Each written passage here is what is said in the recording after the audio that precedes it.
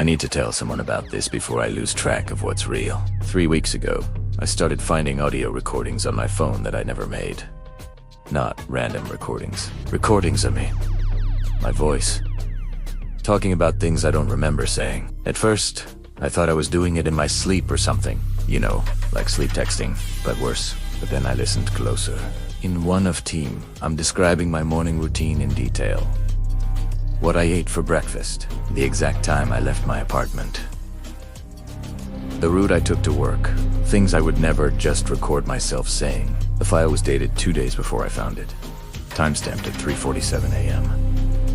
I was asleep at 3:47 a.m. I live alone. My phone was charging on my nightstand, face down, like it always is. I'm 29, work in graphic design, pretty normal life. I've got brown hair, usually tied back, and I wear the same rotation of hoodies and jeans because I work from home most days. Nothing about me stands out, so why would someone want recordings of my voice? That's the question that's been eating at me. I checked my phone for spyware, ran every scan I could find, changed all my passwords. Nothing. The files just kept appearing. By the end of that first week, there were 6 recordings total. Each one was me talking, but I had zero memory of any of it. One was me reading off my credit card number. Another was me giving someone directions to my apartment, step by step, including the broken lock on the main entrance and which buzzer doesn't work. I felt sick listening to that one. My hands were shaking. I called my best friend, Maya. She's 31, black, always wears these bright patterned scarves and chunky jewelry. She's the most level-headed person I know. I played her the recordings over Fate. She went quiet for a long time. Tense aside, that's definitely your voice. Are you sure you didn't just forget? I wanted to believe that, but deep down, I knew. I don't forget entire conversations. I don't read my credit card number out loud to myself at 4 in the morning. Maya suggested I go to the police, but what would I even say? Someone's making recordings that sound exactly like me. They'd think I was paranoid or looking for attention. So I didn't go. Wish. Primera vez. The recordings changed after that. They got longer, more detailed. In one, I'm talking about my childhood. Specific memories I haven't thought about in years. My 7th birthday party. The name of my first dog. The scar on my knee from falling off my bike. Things that are true. Things I remember, but I never said them out loud into a recording. It was like someone had gone into my brain and pulled out pieces of me. I started sleeping with my phone in a drawer across the room, powered off. It didn't matter. The files still appeared. I even tried leaving my phone at Maya's place overnight. When I picked it up the next day, there was a new recording, 4 minutes long. Me describing the inside of Maya's apartment. The yellow couch with a tear in the cushion. The framed photos of her and her mom on the bookshelf. Her cat's name. I hadn't been in her apartment for more than 20 minutes the night before. Just long enough to drop off the phone. How could I have described all that in a recording I never made? I stopped sleeping. Every time I closed my eyes, I'd imagine someone standing over me, holding my phone to my face, making me talk. Or worse, that I was talking and didn't know it. That something was wrong with my brain. I started recording myself sleeping with an old camera I found in my closet, just to prove I wasn't doing it. I watched the footage every morning. Nothing. Just me, lying there, not moving, not talking. The recordings kept coming anyway. One morning, I woke up to a file that was 32 minutes long. I almost didn't listen to it. Part of me didn't want to know, but I had to. It was me, talking to someone, having a full conversation, laughing, answering questions I couldn't hear. At one point, I said, yeah, I'd love to meet up. Just tell me when and where. My blood went cold. I lived alone. I worked alone. I didn't just meet up with people I didn't know. Whoever this was, they weren't just recording me anymore. They were making me say things, or making it sound like I was saying things. I went through my entire phone. Every app, every permission. I found something in the settings I'd never noticed before. A voice assistant app I didn't remember downloading. It had access to my microphone, my location, my contacts, everything. I deleted it. Immediately. That night, I finally slept for more than 3 hours. I thought maybe that was it. Maybe I'd found the problem and it was over. Primera is wrong. The next morning, there were 2 new recordings, both timestamped after I deleted the app. One was 14 minutes of silence, just faint breathing. The other was me saying, "I know you're listening. I know you're there." Ober and ober. My voice sounded flat, empty, like I was reading from a script. I wanted to throw my phone into the river, but I needed it. For work, for everything. I felt trapped. I started carrying it in my bag instead of my pocket, like keeping distance would help. It didn't.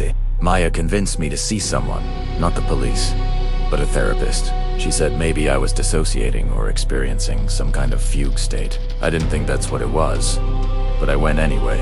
The therapist's name was Dr. Ellison. She was in her 50s, white, with short gray hair and glasses on a chain. She had this calm, clinical way of speaking that made me feel like I was overreacting. I played her one of the recordings. She listened carefully, then asked if I'd been under unusual stress lately. I said no. She asked if I had a history of sleepwalking or memory issues. I said no. She suggested keeping a journal, writing down everything I did each day so I could compare it to the recordings. I left feeling worse than when I arrived. That night, I got a notification. A new voice memo. I didn't open it right away. I just stared at the screen, watching the file sit there, waiting. When I finally played it, I heard my own voice say, "She doesn't believe you. No one will." I stopped leaving my apartment, as I had to. I ordered groceries online. I declined video calls. I didn't want anyone to hear my voice, like it had been contaminated somehow. Stolen, used. I started wondering if other people had recordings of me too. If they were out there, circulating, if someone was using my voice to catfish people, or scam them, or worse. I searched online for anyone else experiencing something similar. One found a few Reddit threads, people talking about voice cloning apps, deepfakes, AI-generated audio. But none of it explained how the recordings were appearing on my phone, how they knew things. Only I would know. One night, I got a call from an unknown number. I almost didn't answer, but something made me pick up. There was silence on the other end, just breathing. Then I heard it. My own voice, faint, like it was coming from far away, saying, "Let me in." I hung up. My hands were shaking so badly I dropped the phone. It hit the floor screen first, and for a second, I hoped it had shattered. It hadn't. I went back to Maya, showed her everything. The recordings, the call log, the deleted app. She believed me this time. I could see it in her face. She's got these big brown eyes that always give away what she's thinking. And right then, she looked scared. She said we should go to the police together. I agreed. We went the next day. The officer at the desk was younger than me, maybe 25. White guy with a buzz cut and a bored expression. He barely looked at my phone. He said, unless there was a direct threat or evidence of a crime, there wasn't much they could do. He suggested I change my Apple ID password and enable 2-factor authentication, like I hadn't already done that. We left. I felt humiliated, helpless.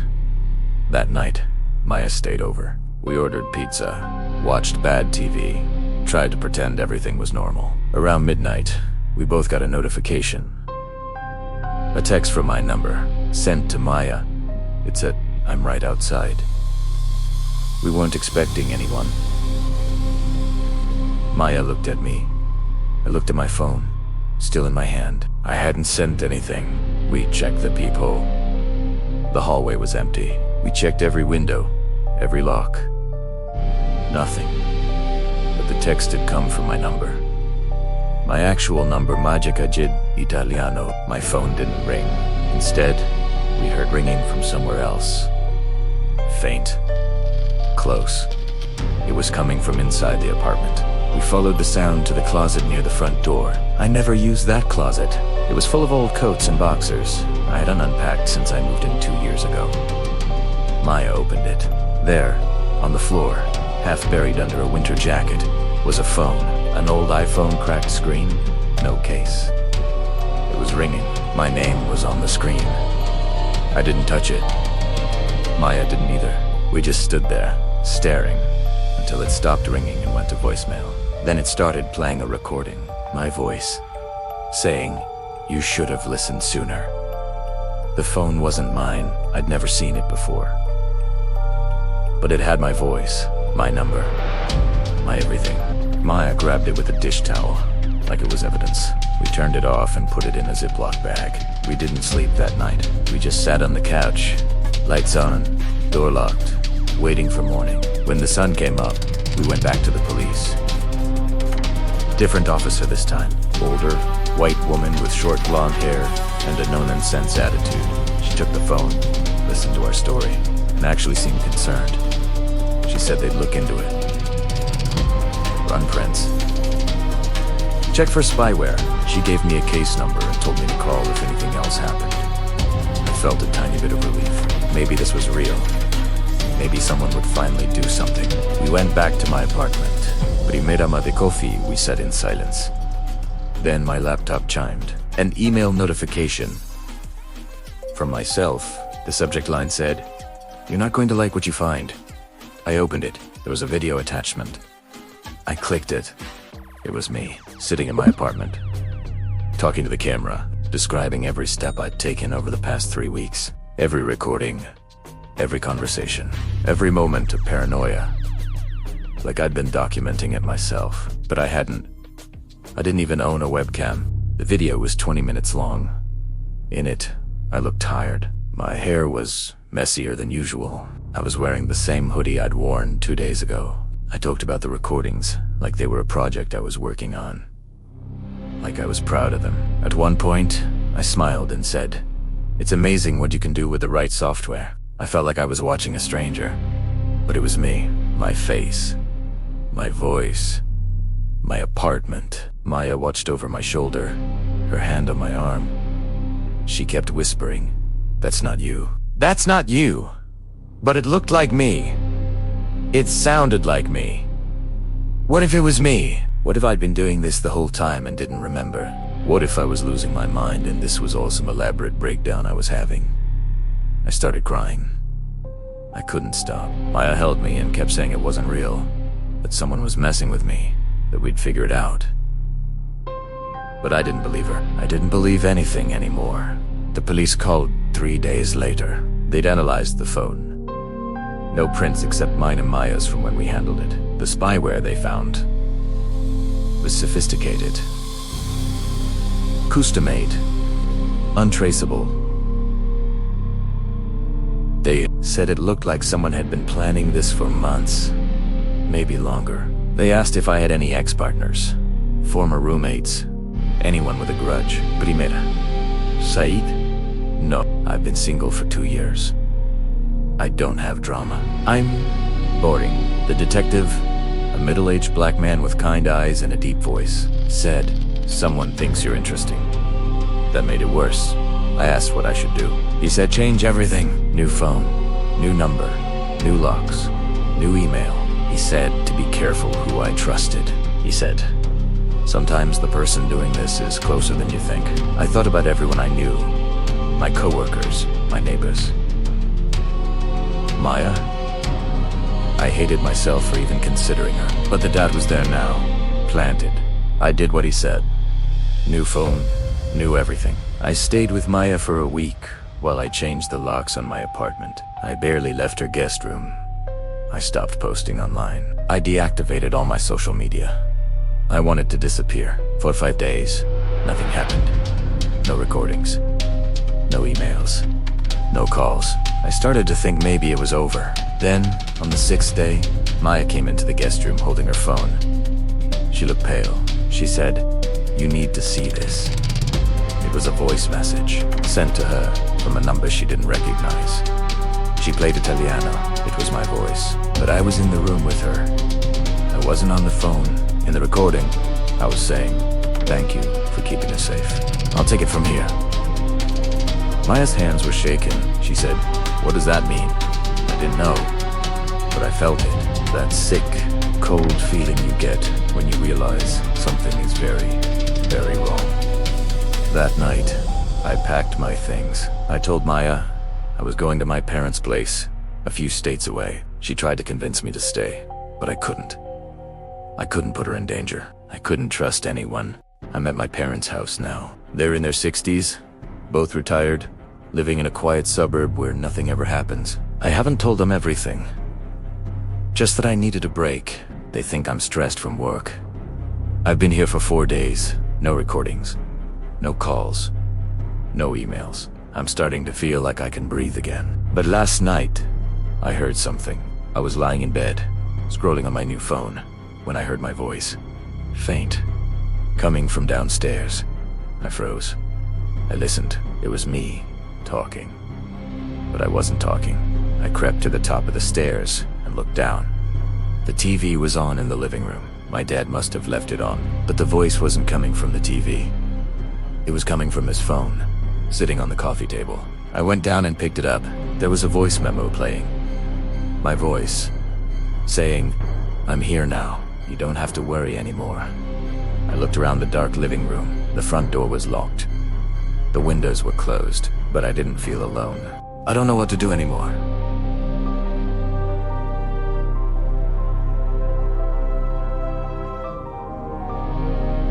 I've tried everything. I've changed everything about my digital life. I've cut myself off, but it follows me. Or maybe it's not following me. Maybe it's already here. Inside me. Part of me. I've started wondering if I'm the one doing this. If some part of my brain I can't access is creating these recordings, sending these messages, orchestrating all of it. Or maybe someone has been so deep in my life for so long that they know me better than I know myself. They can predict what I'll do, where I'll go, what I'll say. I feel like I'm being erased, replaced. Like my voice isn't mine anymore. It belongs to whoever's been using it. I still check my phone every morning, waiting for the next recording, the next message, the next proof that I'm not in control. And the worst part, sometimes I listen to the recordings and I think, that does sound like something I'd say. I'm writing this down because I need someone to know. If you ever get a message from me that doesn't sound right, question it. If you hear my voice saying things I wouldn't say, don't trust it. I don't even trust it anymore. I don't know who I am, and I don't know if I ever will again. The next morning, I confronted my dad about the voice memo. He's 63, balding, usually wears flannel shirts and reading glasses perched on his head. He looked at me like I was speaking another language. He said he hadn't touched his phone all night, but it was charging in the kitchen. I showed him the file. It was gone. The voice memo app was open, but the recording had vanished. He put his hand on my shoulder and suggested I get some rest. That look in his eyes, concern mixed with something else. Pity, maybe, or doubt. I went back upstairs and searched my new phone for any trace of the app's ID deleted weeks ago. Nothing. But when I checked my email, there was a draft I hadn't written. No recipient. No subject. Just one line in the body. They think you're crazy now. I hadn't opened the drafts folder in days. I deleted it immediately, then emptied the trash. My hands were trembling. I decided to stay in my room for the rest of the day. That evening, my mom knocked on my door. She's 60, white hair and a neat bob, always wearing cardigans and practical shoes. She brought me dinner on a tray, soup and bread, like I was sick. She sat on the edge of the bed and asked if I wanted to talk. I almost told her everything, but when I opened my mouth, I couldn't find the words. How do you explain that your voice has been stolen, that you're being haunted by yourself? She'd think I needed medication. Maybe I did. She stayed for a while, rubbing my back like she did when I was a kid. After she left, I noticed her phone sitting on my nightstand. She must have forgotten it. I picked it up to bring it to her, and the screen lit up. There was a notification. A voice memo, sent from my new number. The number only 3 people had. Maya, my parents, and the phone company. I didn't open it, I just stared at it, feeling my chest tighten. Then I heard my mom's footsteps coming back up the stairs. I put the phone down and pretended to be asleep. I left my parents' house before the sun was even up. I couldn't risk them getting caught in the middle of all this. Just drove for 6 hours. I had no idea where I was going. Just put in miles between me and everything I knew. Finally, I pulled off the highway and found a rundown motel. You know, the tight peeling paint, a flickering neon sign. The guy at the desk didn't even look up. Just took my cash for 3 nights. My room smelled like mildew and stale cigarettes, but I didn't care. I locked the door, drew the heavy curtains, and just sank to the floor. For the first time in what felt like forever, I felt completely invisible. No one knew I was here. Not my friends, not my family, and not the person who'd been following me. I switched off my phone, and finally, I slept. When you woke up, it was dark outside. My phone was still off, sitting on the nightstand where I'd left it. I ordered food from a pizza place down the road, paid the delivery guy through the door slot, and ate in silence. He felt calmer, clearer. I decided to use this time to think, to retrace everything. I grabbed a notepad from the desk drawer and started writing. Every detail I could remember when the recordings started. What they said, who I'd told, the deleted app, the hidden phone, the video, the voice memo at my parents' house. I wrote for hours, filling page after page. Patterns started to emerge. The recordings always happened after I'd talked to someone, after I'd shared something personal, after I'd let my guard down. It was like whoever was doing this was listening in real time, reacting, adapting. I thought about the Detective S words. Sometimes the person doing this is closer than you think. I looked at my list of people I'd confided in. There were only 2 names, Maya and Dr. Ellison. I couldn't believe it was Maya. We'd been friends for 7 years. She'd held me when I cried. She'd gone to the police with me. But the doubt was there, small and poisonous. I thought about how quickly she'd believed me after initially dismissing it. How she'd suggested I see a therapist. How she'd been at my apartment the night we found the phone. I felt sick even considering it. But I had to know. I turned on my phone. Dozens of missed calls and texts from her. From my parents. All asking where I was. If primera, why so? I ignored them. Instead, I called Dr. Ellison's office. The receptionist said she was booked for the next 2 weeks, but I insisted it was an emergency. She put me on hold. 5 minutes later, Dr. Ellison picked up. Her voice was calm, professional. She asked where I was. I lied and said I was still at my parents' place. She said she'd been worried that Maya had called her asking if she'd heard from me. That detail stopped me cold. Why would Maya call my therapist? Dr. Ellison suggested we schedule an emergency session. I agreed and hung up. Then I sat there, staring at the phone, trying to piece it together. Maya had my therapist's contact info. I'd given it to her weeks ago in case of emergency. But why call her now? Unless Maya was more involved than I thought, or unless she was genuinely worried and doing everything she could to find me. I didn't know what to believe anymore. I decided to do something reckless. I texted Maya, "I'm safe. I just need space. Please don't look for me." 3 dots appeared immediately. Then, "Where are you? I'm scared for you." I didn't respond. Instead, I opened my voice memo app and recorded myself. Just 1 sentence. This is me. Right now, proving I'm in control. I played it back. It sounded hollow, desperate. I deleted it. That night, I dreamed I was sitting in my apartment, recording myself. In the dream, I couldn't stop. My mouth kept moving, words pouring out, but I couldn't hear what I was saying. The next day, I went to a library 2 towns over. It was small, quiet, mostly empty except for an elderly man reading a newspaper and a librarian restocking shelves. She was young, maybe mid-20s, with dark skin and braids, pulled into a bun. I asked to use one of the public computers. She pointed me to a row in the back. I logged into my email through a browser, using an old account I hadn't touched in years. I wanted to see if the emails were still coming, even though I'd changed everything. The inbox was full of spam, but there, buried in the junk folder, was an email from 3 days ago. From my own current email address, the one I'd just changed. Subject line, "You can't hide from yourself." I opened it. There was an attachment. A video file. I hesitated, then clicked. It was security footage. Grainy, black and white. The timestamp said it was from yesterday. The location. The motel parking lot. Me, getting out of my car. Walking to the room. The angle was from above, like a camera mounted on the building. But I'd checked. There were no cameras at that motel.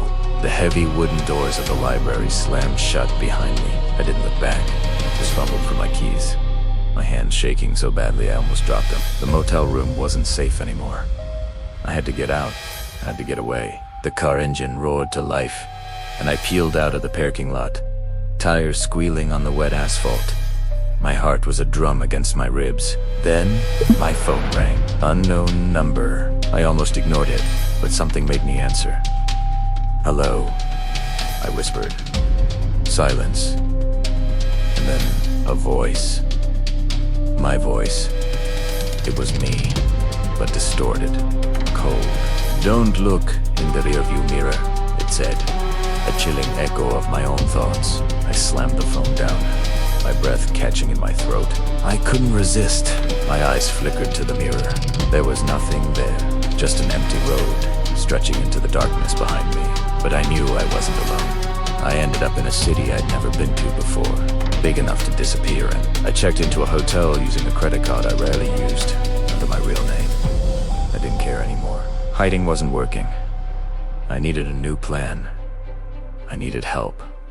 Real help. I searched online for private investigators who specialized in cyberstalking. I found one with good reviews, a woman named Sandra Reeves. Her website said she was a former FBI tech analyst. I called her. She answered on the second ring. Her voice was direct, no nonsense. I explained everything: the recordings, the emails, the hidden phone, the video. She listened without interrupting. When I finished, she said, "This is sophisticated. Whoever's doing this has resources and skills. But they're also getting sloppy. That video, that's evidence. Send me everything you have." I felt a flicker of hope for the first time in weeks. I sent her the email with the video, screenshots of the recordings, everything I'd documented. She said she'd call me back in 48 hours. Those 48 hours were the longest of my life. I stayed in the hotel room, ordering delivery, barely sleeping. I kept my phone on airplane mode except to check for messages from Sandra. On the second day, she called. She said she'd traced the video file's metadata. It had been uploaded from an IP address in my home state, not my city, but close. She said the email routing was complex, bounced through multiple servers, but she'd narrowed it down to a specific internet provider. She asked if I knew anyone in the area. I thought about it. My parents lived there. Maya didn't. Dr. Ellison's office was in my city, an hour away. But then, I remembered my ex-roommate from 2 years ago.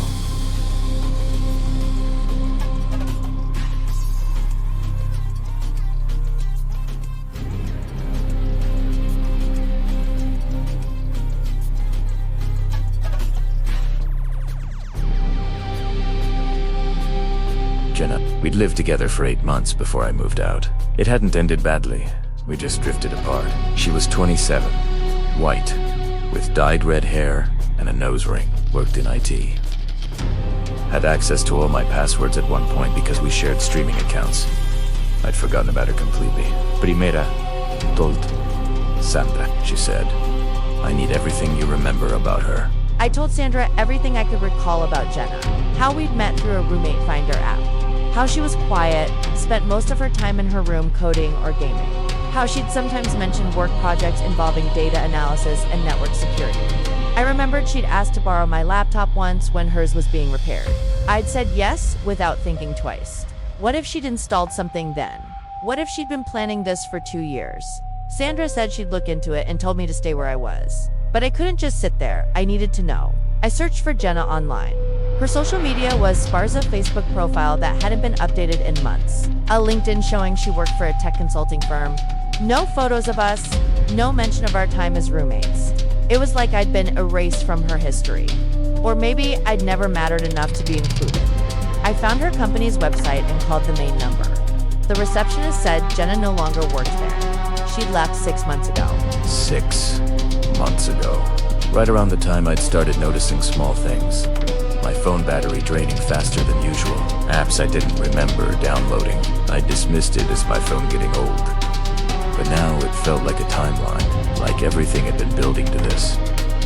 I called Sandra back and told her. She went quiet for a moment, then said, "I'm going to make some calls.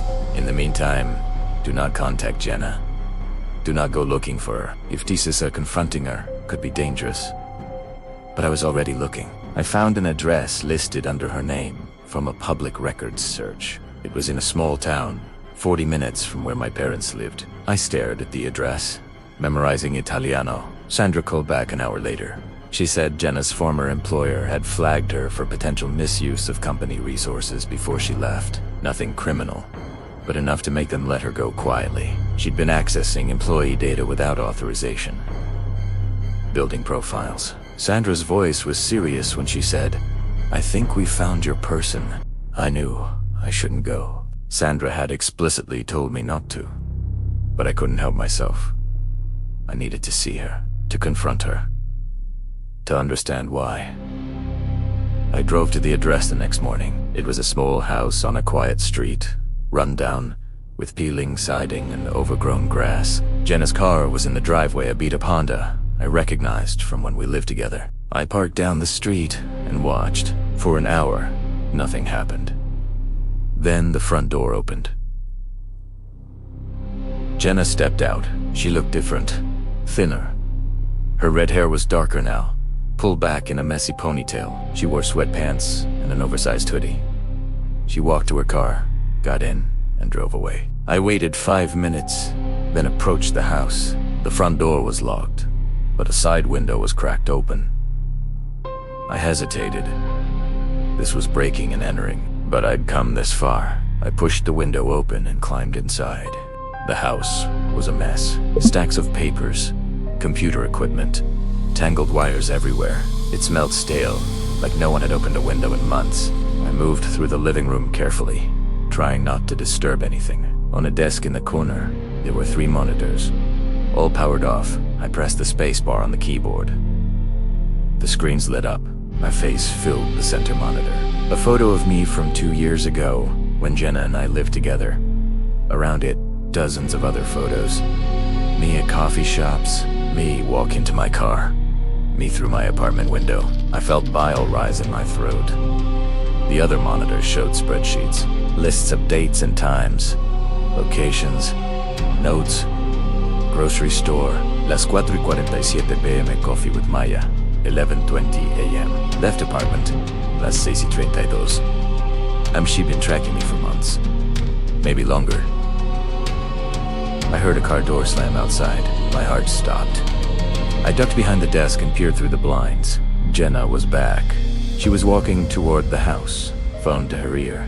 I didn't have time to climb back out the window. I looked around frantically. There was a hallway leading to the back of the house. I ran toward it as quietly as I could and slipped into a bedroom. The room was small, cluttered with more equipment. I hid in the closet, pulling the door almost closed, leaving just a crack to see through. I heard the front door open, Jenna's voice, talking on the phone. "No, she's not here. I'm tracking her phone. She's still at that hotel downtown." My blood ran cold. She was tracking my phone. Even my new one. Then I heard her say, "Don't worry. She'll come to me eventually. They always do." She laughed. It was a sound I'd never heard from her before. Cold.